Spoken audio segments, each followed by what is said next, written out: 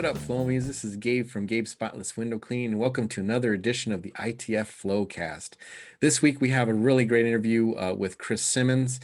He is a part-time window cleaner, and we get into a really nice discussion about the benefits of kind of doing window cleaning as a side hustle. And it's a whole different mentality. There's a lot of other different things that you take into consideration that you wouldn't have to as a full-time business owner. And there's also other considerations that that you have to take into in order to make it profitable as a part-time person. So there's benefits, there's difficulties. We have a really nice discussion on that, but we also do get into a nice conversation regarding pricing and why it's so important, how education and understanding about the business aspects of pricing is so important, especially for a small person, a small business, because the consequences of underpricing can be so strong. So you're going to really appreciate it. It's a really beneficial discussion, especially if you're a brand new business owner. So enjoy, listen in as we talk with Chris Simmons. All right, Flomies, it's time for another edition of the ITF Flowcast. And this week we have Chris Simmons with us. How you doing, Chris? Hey, how are you doing? Oh, doing really good, man. Hope you're doing well. So you're out of Florida, in Brandon, Right, Florida, and your company's name is Window Cleaners of Brandon, right? And you're right. relatively new. You're a couple years into the industry. Yeah, yeah. I've only been at it a couple years and kind of connected with all these Florida guys like Michael Lewis Briggs and Sean and all these great guys near Tampa. Awesome. Very cool. Very cool. So what did you did before you said insurance? Is that what you? Yeah, I worked at a couple of big insurance companies like USAA, State Farm. Okay. Very cool. So what made you get into window cleaning? Like what was your entry into? I mean, really for me, like with my story, it was for the sake of my children, having that Okay. flexibility, work around their schedule. Okay. But like how did you learn though? Like did you just start watching videos and then you bought some equipment, or how did that start? Yeah, it's kind of funny because like you start looking at, well, what could I do on the side? And it has to be something that fits around my kids' schedule. And I watch videos like Luke the window cleaner, Steve-O, guys like that, Uh-huh. but really hands-on. I mean, people just take me under their wing. So who were some that took you under their wing to kind of teach you? Well, I mean, once I got started, there was a guy from high school. He'd been cleaning windows for like 17 years. And he's like, hey, I'll fly you up to South Carolina. So he flew me up there, but he was doing all these big, crazy mansions. And I thought, wow, this looks really risky. But like his average ticket price was over like $900. Wow. Interesting. Very good. So you saw that and you're like, hey, that's something I could do part-time, huh? Yeah. Well, I mean, I Awesome. didn't really want like a part-time job because you look at like delivering pizza, it's Sure. just so late night. You look at, Yeah. working at a restaurant, doing something simple, it just doesn't pay that well. Yeah. And this is actually why I wanted to talk with you on the podcast, because you have a really interesting situation. And I don't think it's common, although the need for having kind of what you call like a side hustle is very common in the window cleaning industry. So why don't you talk a little bit about your family life and how it's set up and why window cleaning kind of fits perfectly into it? Yeah. So my wife is a full-time, she has a full-time job. She sells insurance. My kids, they go to school. And to be honest, like we tried the whole full-time thing before. Like Hmm. we tried, let's both work full-time. She'll work at Progressive, I'll work at State Farm. And when you drop off your kids, like anyone who's a father, Sure. dropping off your kids for like 9 hours at daycare, it's just really Yeah, hard. it is. Like especially when they're like ages 1 to 5. Like now they're getting to be like 5 and 7. Hmm. But so really I wanted something that could be like 4 to 5 hours a day. Excellent. Yeah. And I think that's really kind of important because I find that with window cleaners, although there certainly is some that say, hey, I see the dollar signs and that's what I want. And I want to be able to make a lot of money in a short period of time compared to, like you said, working for, Domino's or working somewhere else. Um, Right. but for a lot of window cleaners, it's that flexibility in the schedule, which what draws them to it. And the priority is the family, the family life. Right. They need to be able to be available. I know several window cleaners who are window cleaners because they had kids with special needs, and it allowed them to be able to have time to be with their kids and to give them the attention that they needed while still making enough money to get by. So your wife is still working full time, but you were working part time, so you're a stay-at-home dad essentially, right? Yeah, I mean, basically, like, if I'm not cleaning windows, I'm home with the kids. We're not paying any extra daycare. It's just their school hours, and Yeah, then that's it. yeah. So most of my days, I'm only cleaning one house, or I might do, like maybe 5 storefronts. Mm-hmm. So I purposely have storefronts like every Thursday, and then just do a house each of the other days. And if I get one home, that's it. I'm booked Yeah, booked. Very because cool. I got to be done by 1 o'clock. Yeah, yeah. So, Like, that's when the kids get home, right? which that's kind of the crazy thing about side hustle is it's a totally different mentality. If you're done by one, that's just way different than let's have a couple of trucks and 4 guys and Mm-hmm. let's pay X amount of dollars for marketing and push as hard as we could push. But a side hustle, it's like, you might have a simple goal like 1,500 or 2,000 a month, and Once you if hit you it. hit your little goal or do better, then that's it. That's all Yeah. you need. Yeah, very cool. Let's talk a little bit about that hustle mentality. So what do you feel is different about that? Because obviously money is still the goal, right? That's why we're working. We need that Right. income. But what is the different mentality in your view from a person who uses window cleaning as a side hustle to someone who that's their business and it provides for their family? Well, I mean, like I mentioned, hours worked, you're not pushing 50, 60, 70 hours, Hmm. obviously. The mentality is you want to maximize your profit. So you got to figure out what's the most I could make in 4 to 5 hours. Hmm. And then the other thing about side hustle is, like you said, you put a lot of value on time, family. Um, so it's just a way to, like, when I hear traditional advice, I feel like a lot of traditional advice doesn't apply to side hustle. Like You what? know, well, like some people talk about how to grow, how to build a business, but if you're just doing a side hustle, it doesn't really apply. Hmm. Very cool. So your goal is to make a certain amount of money and then you're done. So like for instance, if you happen to have some really profitable jobs, and you hit your monthly goal by the end of the third week, do you just take that week off, or do you figure, oh, and I'm going to bank this next week? Well, you could. I mean, really, the beauty of side hustle is you want a really small overhead. Hmm. So make your overhead as tiny as possible, maximize what could I make per hour, and then kind of work in that. But if you hit the goal early, you could just take a week off, or you could bank it, or you could just tell people, "Hey, I'm booked." Hmm. And once you're booked, you're booked. And that's kind of what I've learned this last year is your most valuable asset is your time. Yes. Once I've booked all my time, I have nothing to sell. Right. And if you think about it, a lot of the big companies that you compete against, they have a lot of time, they have a lot of guys, but as a small fish in the big pond, if you sell your time, then that's it. Yeah.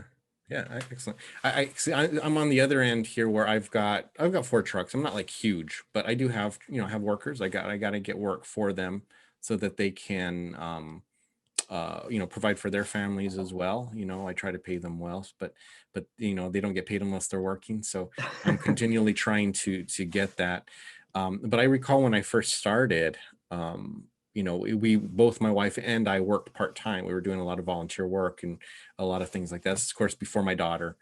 And so it's funny. I never thought of it as a side hustle, but it definitely was a part-time job, and it Right, definitely was. right. I worked maybe 20, 25 hours a week, but I made enough money that it was, way more than what I would have made if I had a 9 to 5 job somewhere working in an office. And Hmm. so that was the attraction of it. Of course, the downside was the up and down of the season. So sometimes we had zero, or at least in our area, we have a certain season where it just dies off because of the rains. And so it can be a challenge to try and make ends meet when that is your only work.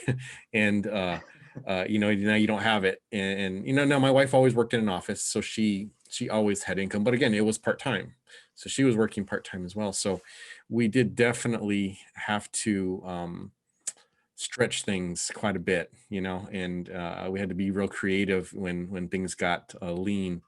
So Yeah. so when you're with your wife working part-time, do you ever hit that? Is there any problems with your work getting lean? Well, I mean, that's the funny thing about marketing and with side hustle is I'd say one of the best things I've done is just make friends of my competition, Mm-hmm. because what you'll find is a side hustle, I only have 5 hours a day max. So I'm picking up what other people don't really want to do. So like if I'm friends with company A, B, and C, they might throw me a couple of jobs and I might help out as like a 1099 type of worker. So that's really a big benefit is I'm in a position where I have my own LLC, my own insurance, and I can just go help bigger people. But I'm not real worried about things getting lean, just because my wife is the breadwinner. I'm the one doing the side hustle, and really, I'm just kind of using my money to pay off the mortgage a little faster, Mm-hmm. set up my kids' college fund, just do basic stuff like that.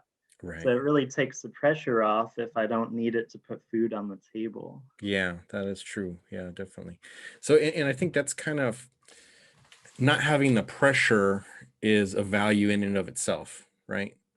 So Hmm. not so keeping things simple, like keeping, like you said, your expenses low, not having that pressure of constantly trying to, get work and trying to pay these bills and stuff.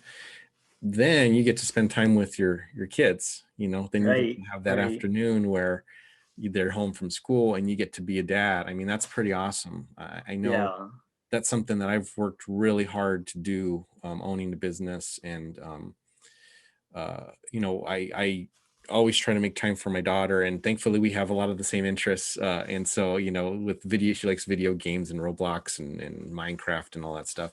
So I have to make time for that, but it's still hard. So you already have that built into your business plan of, I'm going to spend time with my children. So I think right. that's pretty awesome. Yeah, and kind of backing up, I think I briefly mentioned it, but there was like a month and a half where we were both working full time. So she had her job, I had my job, and inevitably stuff happened. Daycare, they call, hey, we need you to pick up your kid, or, daycare's not going to be open next Monday. And it just creates all these awkward situations where one of us has to dip out of work. Yeah. And then when you drop the kids crying, you pick them up, they're crying. And it's just, as a parent, and I know that's not relatable for everybody, but if you've been a parent of young kids, Hmm. it's tough, like, especially when they're not quite in first, second grade, that you don't have a school. It's not only tough emotionally, but financially.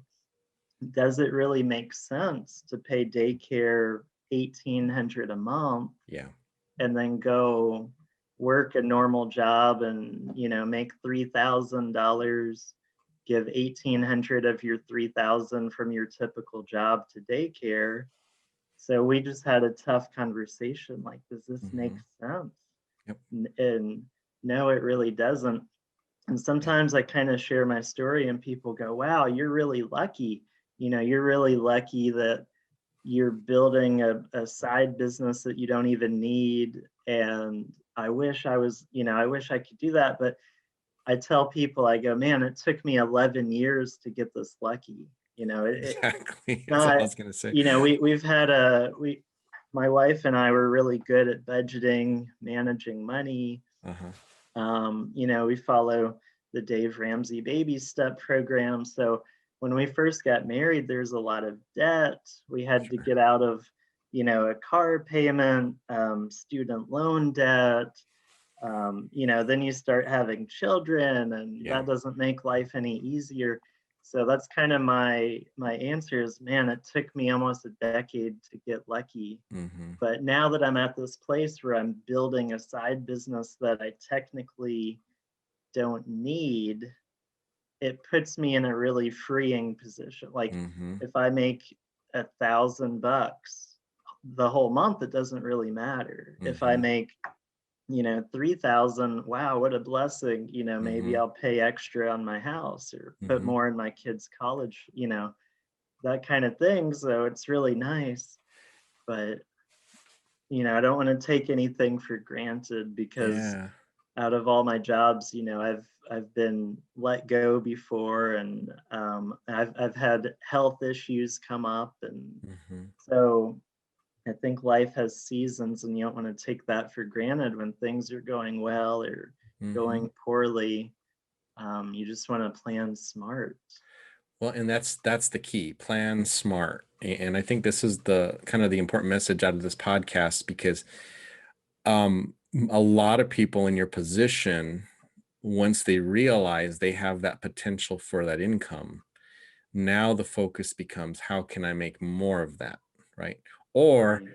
how can I spend all of this? So they're not thinking, oh, now I can make an extra payment on my mortgage. They're thinking, Right. oh, now I can get this, now I can get, a new car, I can get, whatever, whatever thing is out there. And that there's a cost to that, right? Not just a monetary cost, but if it's something that requires maintenance, well, that's now going to be more money that you have to spend on maintenance. If it's something that requires upgrading, then you're going to have to spend money on upgrades. So that's more of an expense. But you're thinking, well, I definitely want to get into where this money comes in. As long as I hit what I need, then we're good. Anything extra, I want to put towards something that is substantial, that means something. Our mortgage, a vacation, Hmm. braces, college, whatever you feel is important to you. But you've got the mentality to do that, and that takes discipline, right? That takes Right. self-control of not just saying, oh, wow, I've got an extra, $500 this week. Man, what can we do with that? Let's go blow it on this other stuff, which again, nothing Yeah. wrong with doing that once in a while as a treat, for your family. But Yeah. if that's your habit, if that's your natural tendency, as soon as you get something extra, you've wasted all that planning that you've done, and Yeah. you've, like you said, you've ruined that blessing that you have because now you could be even spending money that may cause you to need to spend more money down the road. So I just think that's a Right. really awesome viewpoint of your business to have. And the fact that you have that self-control is something that a lot of us could emulate. Yeah, and I think a lot of people get the wrong mentality of I could just out earn my stupidity. I could just blow money and Hmm. just keep out earning. The more money I blow, I'm gonna earn it back. But there comes a point where you got to kind of pause, Yeah. get on a budget, manage your money in a smart way, and that doesn't mean you're just super tight, but you gotta, like you said, balance. Give yourself permission to spend. But I wanted to fast forward in my story just a little bit because, after we decided, hey, it's not really worth it to pay daycare, I didn't just jump into window cleaning like the very next day. I mean, I Hmm. actually probably took 6, 7 months off. I mean, I was just home with the kids. I was reading a lot of books, a lot of podcasts. I was absorbing a lot of information, not just specific to window cleaning, but to business and to Hmm. having this mindset. Like I'm absorbing Dave Ramsey stuff and Rich Dad Poor Dad stuff and John Acuff, all these books and podcasts, but every time I would listen to something inspirational, and maybe some of the listeners to this show have been there, you just find an excuse. You go, Mhm. wow, that's really inspirational. I should do something. And they're But wearing a fur coat the next scene. yeah, let me let me find an excuse. Yeah. So, I'm sitting there at home and I'm like, well, I can't get a full-time job. That didn't really work out. Well, I can't do anything because I have kids. I can't uh, do this, that, or the other Mhm. because fill in the blank.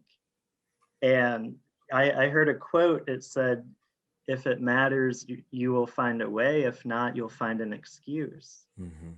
And it just really hit me. I thought, man, I just keep finding an excuse instead of finding a way. Like, what am I? It's almost like a mental block. It was like, Mhm. so after hearing that, I just jumped in. I just filed for an LLC. I named my business, which, if you've been married for any amount of time, you want to talk with your spouse, because uh, Window Cleaners of Brandon was actually her name. She said it should be simple. They should know what you do and where you're located just on your name alone. So I really went with her advice. And then I saw a kid cleaning at the mall. I was walking the mall, I was just kind of walking laps, and here's a young guy, he's cleaning windows. I thought, well, I'm going to talk to him for a minute. So I talked to this guy, and come to find out, he was getting out of the business, and Look at that. he kind of got himself in a pickle because he worked with the company, he quit, then he started his own thing, but he didn't have any insurance, and he Right. signed a non-compete agreement. Oh man. So he had picked up all these customers at the mall, and he's S- not insured, he's not licensed, and he's got a non-compete. His old boss is now coming after him. Uh-huh. So we sat down for coffee. Oh, sidetrack. I There you don't go. want to show my shirt. So we sat down for coffee, and I was like, Oh, just for the radio or for the audio listeners, it says what is it? instant instant window cleaner, In- just add coffee. Instant window cleaner, just add coffee. Yeah, that's pretty cool. So yeah, as I'm talking about coffee in the story. But anyway, I basically told this guy, I was like, look, I will buy you out. Like, if you just go around the mall, introduce me to the managers. But then I threw in a caveat. I was like, you need to train me. I was Hmm. like, I don't know what I'm doing. I'm one of these guys watching YouTube thinking I'm an instant expert, all because I watch 5 videos on YouTube. Hmm. So he ends up it's kind of a funny story, because the first day I show up, I went down to the local store. This is the exact There you squeegee that I bought. And go. for those who can't see it, it's a cheapo, it's like a Yeah. backflip It's wannabe. yeah, it's It's a it's it's the Home a Depot special, right? Yeah. it's an 18-inch. So I show up with this cheapo squeegee. That's the only squeegee I have. I have a bucket of soapy water that I'm dragging through the mall. And then I've got a 20-foot pole. Oh my goodness. Yeah. And, I'm new. I didn't know the 20-foot pole is just way overkill. I got this aluminum. I probably only need a 6-foot pole, Right. looking back on Yeah, it. yeah. He must have thought I was crazy, but I ended up, he taught me what he knew. He introduced me. I got all these service agreements signed with managers, etc. Um, and I apologize if you could hear that phone ringing. That's right. That off. This is real But life. We don't mind. yeah, but I mean, We have kids running into the interviews all the time too, so don't worry. long story short, I ended up paying him is like $1,000 to take over his little route. He had like 9 stores. He was only making about 600 a month. Mm-hmm. But like I said, he was getting in trouble and had the Mm-hmm. non-compete, and he wasn't legit. So I kind of just took over Bucket Bob's route, Yeah, for yeah. lack of a better way. And just working that mall, um, that's kind of one misconception. People say, if you just watch videos, you're going to get in your mind, oh, I could just buy a squeegee and just show up and magically know what I, just clean windows, and now I'm an overnight success. But I think that's kind of a misconception because it's not easy at the beginning. No. And, um, it took me 4 months before I even broke even Hmm. because I had to pay for his route. I had to go buy real equipment, um, just kind of learning how to run a side hustle, run a Hmm. business. So I But basically worked hard for 4 months before I made a penny. yeah, but that being said, that's pretty impressive for any type of business, right? I mean, then normally Yeah, a business, you're talking a year to 2 years before you break even. So to be able to break even in four right. months, I mean, that's kind of Well, shows and the wisdom of that. yeah, and that's just focused on storefront, mall. Hmm. From the mall, I started going to storefronts, and then from there, I started going to a house, and that's kind of a funny story too, because the first house I ever cleaned, if you could envision, I had a 2001 Toyota Corolla. Hmm. This thing was rusted out on the bottom. I bought it from some kid from Massachusetts for like Uh-huh. $1,700. Yep, yep. And then I buy a little giant ladder. It's like a little giant 17. I've got that on top of my little Toyota Corolla. And it was actually a realtor. She recommended me. I don't know why, but we're kind of friends, and it was my first home ever. So I show up at the house, and that little giant ladder, it doesn't even reach the tallest window. Oh no. um it's my first time to ever have to Uh-huh. walk on a roof, and i'm Right. i'm like nervously, I'm going up Wow. the I'm getting one of the neighbors mowing grass. I'm getting them to hold my ladder. Looking back on it, I'm I like, how know. embarrassing, because I know. I end up just doing such a poor job. With the window I can't reach, I'm using that 20-foot pole and just doing the best I could do. I have Um, so many of those stories. I started one of the vehicles I had when I started doing houses was a 1990 Nissan Sentra, those little dinky ones, and I had it wasn't the little giant, but it was the ladder that I don't know, it kind of like folds up, and you can kind of make it into like A-frame, and it was real dangerous. I mean, that thing like would unhinge like all the time, but it uh, folded up into the trunk so I could just have it in the trunk. So if I needed a ladder. And I remember kind of similar with you, there was this one house and it was a beautiful house and they had this picture window above the door. So it was pretty high. And same thing, my ladder went, about 4 foot short of it. So I had to pull it, and not really being a good puller at the time because I was just getting into houses. I dripped all down that wall. It was a white eh, wall, and I dripped, and I felt so terrible. I apologize, and they were so oh nice, no. and they knew I was young. They knew I was just starting out. I think they kind of realized that was one of the risks they were going to take by hiring me. And they Yeah. they didn't they didn't require me to pay for the repainting. They just don't worry about it. We like to repaint every 6 months anyways. Don't worry, we'll get it, when it's that time. They were so nice Wow. about it, but of course they never called me back. But Yeah. it's almost like you have to have those experiences to kind of make you appreciate, oh, wait a second, this is a real business. This is not something Yeah. that I'm just doing for fun and to make a little money. People's properties are at stake. I can do something that could totally wipe out any profit for this job or maybe even the next job, if I'm not careful. So it's kind Yeah. of good to have those wake up calls once in a while. Well, and I share that because there might be a couple of people who listen or watch, and they just think, oh, this is so easy. You could just jump in and make $70 per hour average and just do amazing. But in real life, I made so many mistakes. Hmm.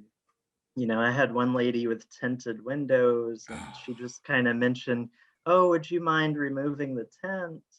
Oh no, yeah, that's no problem. No problem, Miss Jones. I'll go ahead and just remove Uh, the tent. So I'm up there with a 4-inch razor blade thinking, oh, it'll just scrape right off. There's no problem. And then before you know it, it's time to pick up your kids. Your 5 hours is done. Your job isn't done. the house you had booked the next day, you're having to reschedule, and just a whole big mess. Yeah. And on top of that, you're so new, you don't even know how to bid correctly. And Yep. I'm up there wasting all this time for like $120 or Right. something. Yes. Oh man. And just looking back, I'm like, man, I made so many mistakes in the first 10 houses. Like, I Yeah. was just kind of learning as I go, and it was just Yeah. horrible. I remember this one house. My wife, she had just started helping me. So I can't remember if she was between jobs or what the deal was, but she was going to help me on this house. And I was so excited because I was going to charge them $100 to clean this house. And I was like, wow, we're going to make $100 on this house. Right. And it was where I live in the desert. I'm in Tucson, Arizona, and there's the main city, but then there's the outskirts, and there's a lot of houses, very sparse, very spread out, large pieces of property. People like to go out there because they get left alone. And this one, I don't even know how he got my number, but he called me and said, "Hey, I got this house out in 3 Points. Are you willing to come out?" And that's where we lived. We lived out in the outskirts. So it was like, perfect. You were out here. He's all happy. We're happy. So we head out there, and it was this nicer area called Diamond Bell. But the like I said, the houses were very spread out, really big houses. And we have out in the desert javelinas. Are you familiar with those? They're kind of No, I they're don't think so. peccaries. They look like pigs, but they're more closely related to rodents.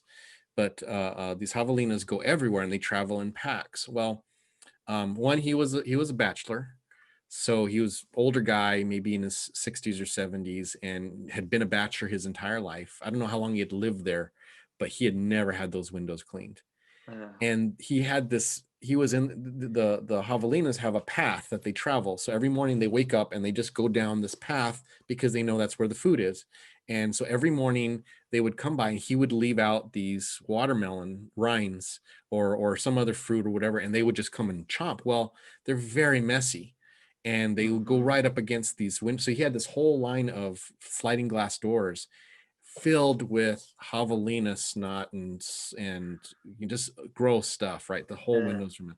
So, anyways, my wife and I get there, and we're gonna get going. We're all so excited, we're gonna make all this money, this $100, and it took us. I think we were there 6 hours, two Man, people to get those windows clean, and at the end, he gave us this little lecture, and he says, "Well, you guys."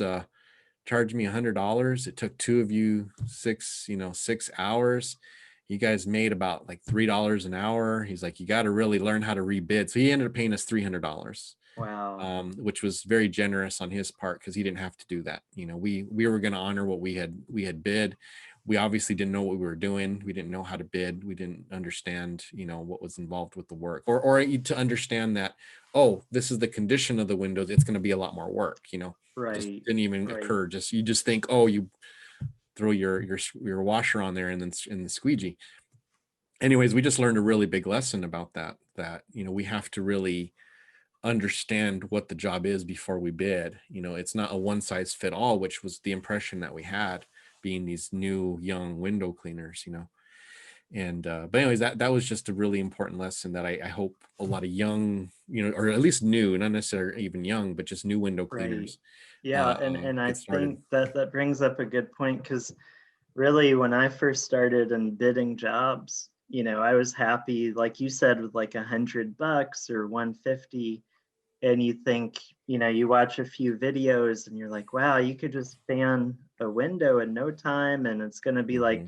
15 seconds a window. And Hmm. but then you show up in real life, you're scrubbing the window and steel Yeah. wool and razor, and it takes forever. And then at the end of the day, you realize that 150 or $100 isn't even worth it. But I think that's one lesson I've learned, is what's the time that it actually takes. Because if it's going to take 3 hours to clean, 150 is not $50 an hour, Mm-mm. because you're not factoring in the time to quote the job, Absolutely. follow-ups, the handwritten thank you card when you're all done. You're not factoring in, well, how long does it take me to drive there? What does the Hmm. gas cost? What's my Insurance.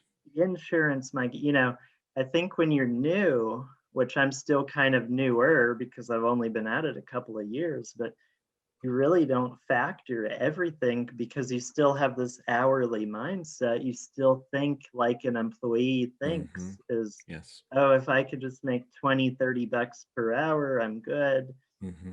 But in reality, you got to step back and see the big picture and what's my Yeah. true overhead, not just for the month, but for the whole year. And how Hmm. much do I really need to be charging? Um, so that took me a good year just to learn how to bid properly. Yes. And And don't that's, be afraid to bid high because that's better than underbidding like yeah. your story, Yeah, you know. exactly.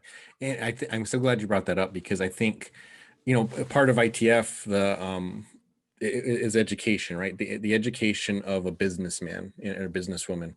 And so we need to be able to not only just do the work, because we have a lot of really good window cleaners. And like you said, if you're dedicated to it, within 6 months, you can be a really decent window cleaner. Right. But it doesn't matter if you're not being smart business wise. So like you said, that understanding that the business is more than just what you got as the check in. It's, is this enough to cover XYZ, and then plus the future expenses of the Right. business taxes, the quarterly taxes, um, anything that you might run into, just by running a business. That all has to be taken into consideration in that bid. And Hmm. if you're not, you're losing money. And I think sometimes people are, and actually I think there was a post by one of our longtime flomies, Carrie Gunther, and she was saying how she's averse to raising prices. And it's that emotional attachment that we have to our clients. And we may know they have a certain situation, and certainly there's, I mean, I have customers that I don't raise, and I will never raise them, or at least not raise them a whole lot, Right. because of, I appreciate, like, some of them were ones that they gave me my start. They gave me chances when I don't think anybody else would have. And Hmm. as I feel like I owe them that they're kind of special. But Right. the rest, for the majority of my customers, I had to get used to, look, my costs are going up, so I have to raise my prices to cover those costs. If I'm not raising, then I'm actually losing money by going and doing Right. these jobs. Yeah. And so being cognizant of that business sense is something that I think the side hustle window cleaner it can fall by the wayside. And like Yeah. I like the phrase you used earlier. They think they can outmake their mistakes. Right. Yeah, you're not gonna out earn your stupidity or but one lesson, a lot of people talk about marketing and how do I get more business? But my problem, even just a year ago, was being overbooked. Mhm. And I think being overbooked is a real common problem if it's a side hustle because Mhm. if you only have 4 to 5 hours a day Yeah. and you're only booking one house a day, and then you're putting all your storefronts on like my storefronts are every Mhm. Thursday. So every Thursday I have 5 or 6 storefronts. But I ran into an issue where my phone keeps ringing. I don't have any income. I'm having to check with other companies. So at the beginning of 2021, I raised my price for everybody just across the board. Mhm. All of my storefronts, like I had an agreement with Taco Bell. I had 6 stores, but they were so cheap. It was like 35 bucks a store. And I'm doing the math and I'm driving to 6 different Taco Bells for 35 each and I'm like this doesn't make any sense. By the time you spend the gas, the time, so I raised all of them to like 55 bucks and ended up dropping, Yeah. all 6 because they couldn't just pay Yep. that. Yep. And then even with residential customers I had 2 years ago when I was brand new making all those mistakes, I can't charge them 149 or Yeah. 199. So I'm trying. So I had to raise up my rate for everybody across the Mhm. board, and as a result, I've noticed I have a little bit more free time Yeah. and a lot more money. Yeah. So it's So a lot smarter if ha- you ha- can make 70 bucks an hour for 20 hours, that's a lot better than making like 30 bucks an hour for 40. So how did you go about to try and increase the percentage of people who you kept when you went through and raised prices? Because I think that's a big worry, right? I mean, when someone has a business and like, oh man, I got to raise prices for them, I'm going to lose half of my customers. They're going to be upset. They're going to be. So, what was your strategy and how you approached that price raising? Well, I basically have about 130 customers. Mhm. So at the beginning of 2021, I just emailed all 130 of them, like, hey, here's the new rates moving forward. It's XYZ. And I put a minimum price. I didn't even have a minimum Mhm. before. So I I didn't finally either. put a minimum. Like there was some houses I was doing outside only for like 75 bucks. Oh, dude, I had so many I'm of like, those. why am I doing outside only for 70? I mean, I get they only have like 8 windows, but still have a minimum. Yeah. So, but it was funny because a lot of customers, they stuck with me. I'd say out of 130, I probably only lost about 20, 25 of them. Yep. And the 20 to 25 that I lost, it's like, they're not going to make or break my business. Yes, exactly. And I think Um, that's what people need to hear. Because when I raised my prices, and it was just for that particular segment I was talking about where I started, because that was all right, low.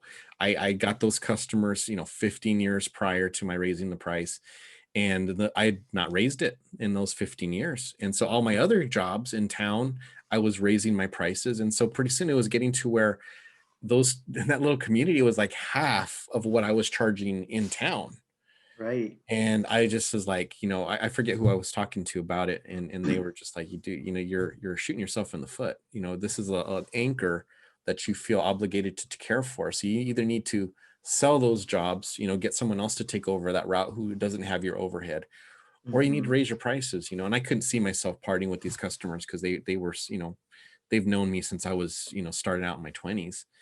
And I wrote a letter and I just made it as clear and simple as possible, just saying, hey, I really value your longtime loyalty.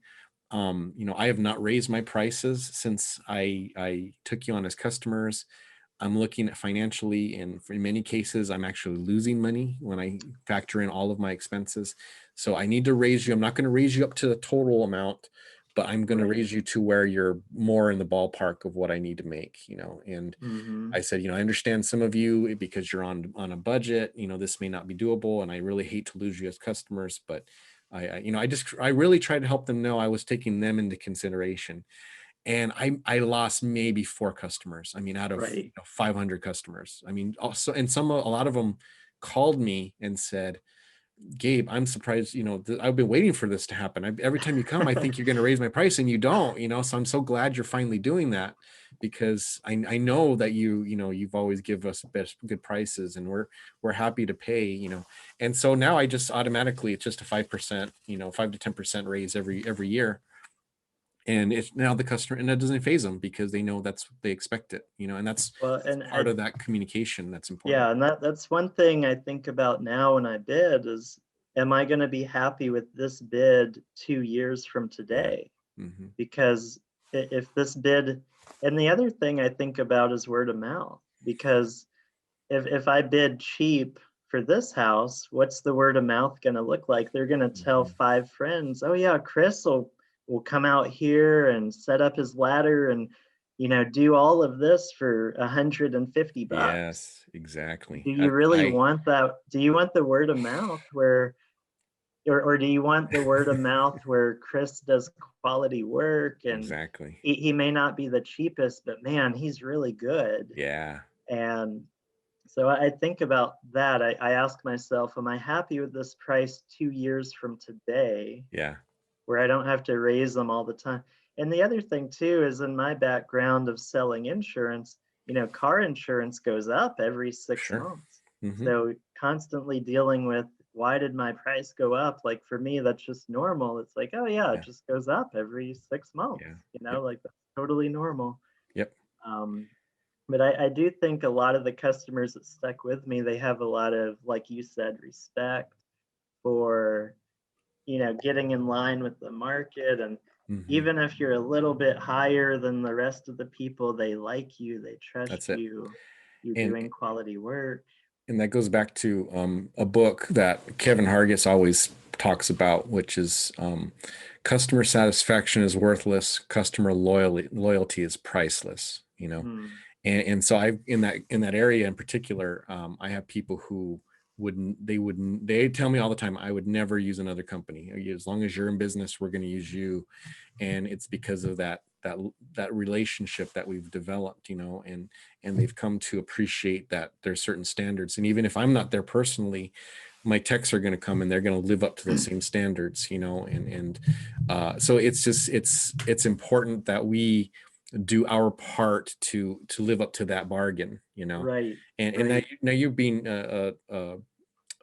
you're a single operator, you're always in control of that, so it's a little bit easier for you, Yeah, means workers a lot of times. And so it really depends on my training and my emphasizing to them, look, these are customers, and it's more than just your hourly wage. This is a relationship that they have with our company, and you're representing our company in this right. spot. But yeah, that loyalty, that's what you want, because just what you said about the whole, hey, Gabe's done this for I had, when I wrote that letter, boy, the next year, because what we were doing now is, as I had always had a separate price range for that community, because I Hmm. thought, well, they're comparing with others, and I was, and so as I started doing the new bids, I was pricing them to the way I am in town. And then of Right. course they're getting sticker shock, because, but I know you're cleaning that house for this amount, and we have the same amount of windows, or the same model, house model. And I had to say, well, look, they're grandfathered into a certain price, but just so you know, I am raising them. They are going up. They're not making Yeah. that anymore, or not. I'm not charging them that anymore. And it took about 2 years of that, and now nobody bats an eye. Now everyone understands, and it's kind of cycled through the whole grapevine, of that community. Well, yeah, and that's a good point. It's so important to be consistent, across the board, because if when you raise your price, just do it for everybody Be across fair. the board, and then it's not a big thing. And kind of like you did, the proactive communication. Don't just Mhm. wait for them to Yes. call you. If you wait for them to call and say, "Hey, Chris, can you book me?" Um, okay, well, it's going to be 30% more. Mhm. Oh, well, why is it 30% more? See, now you're entering this whole conversation Mhm. when you could have proactively emailed them or text them or called them, months ago. So that's why I thought the turn of the new year is just a perfect time. Like, hey, for 2021, this is the new price. Yeah. I didn't even remind people of what their old price was. I just said, this is the price from 2021 moving forward. If you'd like to be on the books, I'd love to have you stay with me. And I got so many positive responses Nice. and so many neighbors, and you just pick up business. Like Yeah.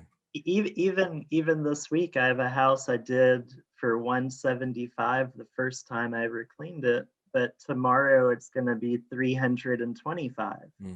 So that 175 special, exact same 19 window house, is now 325.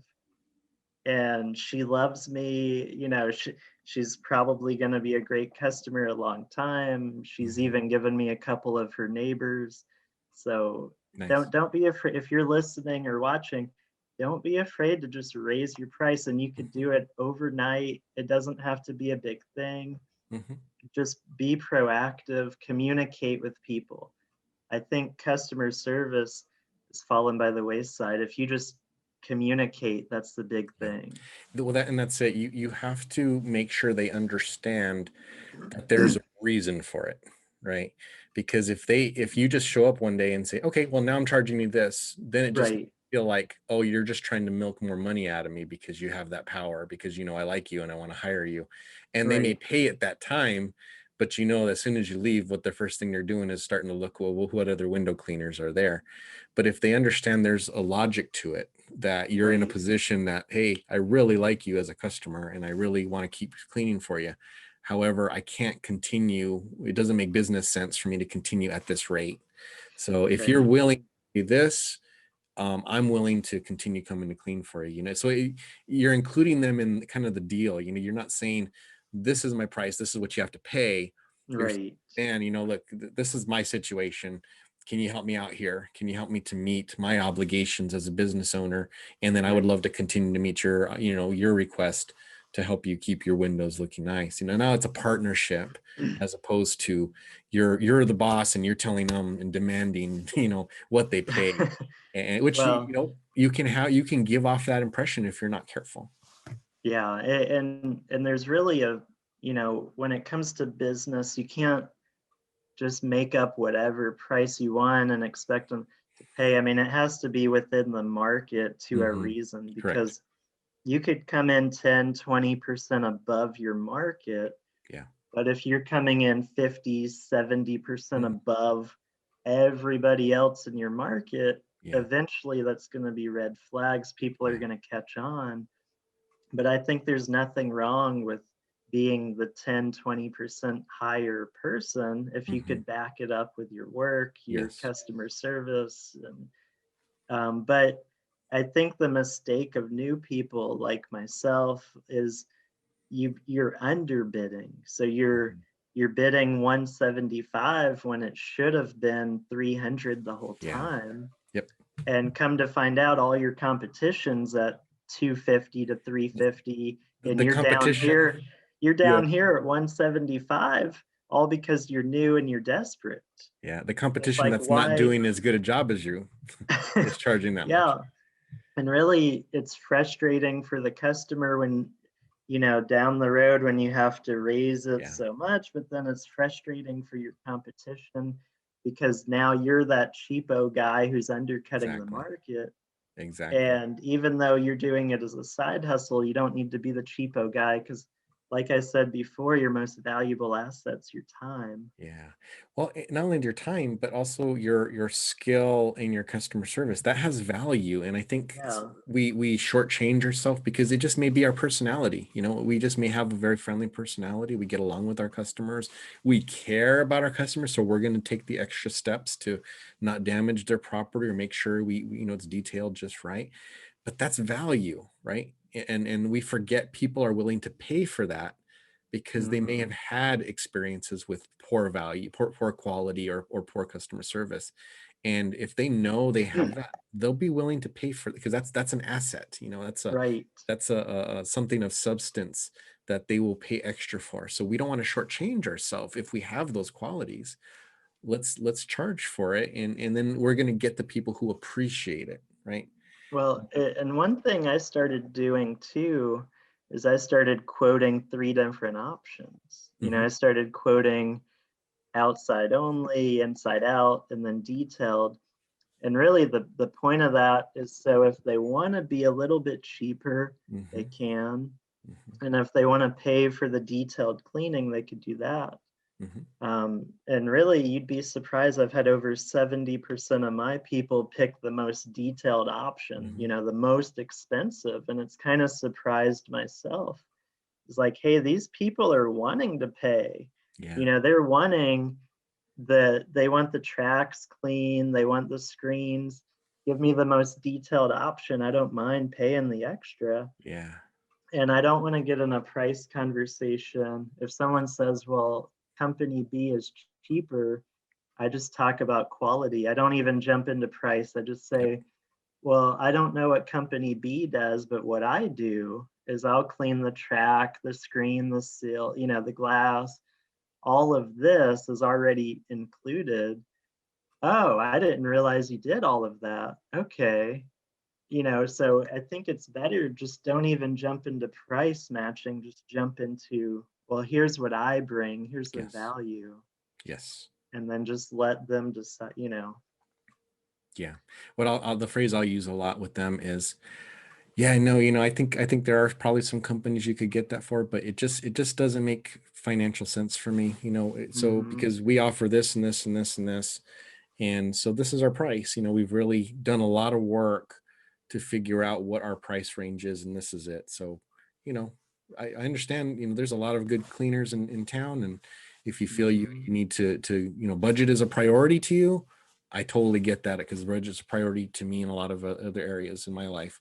But for a business, as a business owner, this is what our charge is. This is what our price is. I don't really do a lot of wheeling and dealing. And I think it's hard to separate business and emotion because, Chris, the business owner, I just want to set a price, take it or leave it. This isn't a Yeah. yard sale. But Chris, the person, you know, emotionally, I think, oh, well, I don't want to lose that person. Or I hope Miss Jones doesn't dislike me. So I think it's hard to separate Yeah. your business mindset from your personal feelings. But if you could put your feelings to the side, realize this is my number because this I need to hit my overhead, Hmm. make X amount of profit, then you could start averaging 60 to 80 an hour instead of averaging 20 to 40 an hour and wondering, Why am I where's doing all my this? money going? um, You know what though, Chris? I because don't I don't even think you need to separate them as much as let one inform the other, So yeah, you've got your business sense, which should dictate the price. That should right. always dictate what you're charging. But then you can use that the friend Chris to Hmm. soften the blow of the conversation to them. Right. Now you've got them working together, but you're making sure the one side that is important sticks to that price, but then the side that's customer service oriented is the one that is talking and conversing, because Yeah. that way you've got a nice balance, and increases the odds that the customer is going to accept the price that they otherwise might have turned down. Yeah. Yeah, Yeah. that's And really, I've gotten rid of most of my storefronts too. And now I'm about 95% homes, just because that's the most profitable. hmm And I kind of learned that lesson last year because I was going to clean 80 bucks of storefronts and saying no to a $400 house. yeah, I know, I'm like, I well, know. wait a minute. Why am I going to make 80 bucks and turning down a $400 house? Yep. So I think you kind of learn that along the way is not only you need to set the bar high but I do think you as a business owner you get insecure about an empty schedule. Yes. You get nervous, you get afraid, oh my schedule's only booked for 1 week. hmm That makes me nervous, and that insecurity, it makes you want to become a people pleaser and start going with whatever price the customer wants instead of hmm the price that you should be at. Exactly. Yeah. So, Well, Chris, we are out of time, man, but that has been a wonderful discussion. I really yeah, appreciate you taking the time and talking about that side hustle mentality and how it's worked for you. And also just the whole discussion on pricing was really good as well. So thanks so much for you, making time this morning. yeah, not a problem. I'm going to leave with one quote. Okay, go ahead. Okay. You either sacrifice for what you want, or what you want will become the sacrifice. Ah, look at that. Very insightful. All right. Well, thank you, Chris, again. And thank you, Flomies, for listening. Hopefully, you got a lot of good stuff that you can use for your own business. You guys have a great week, and we will talk to you later. Flow on.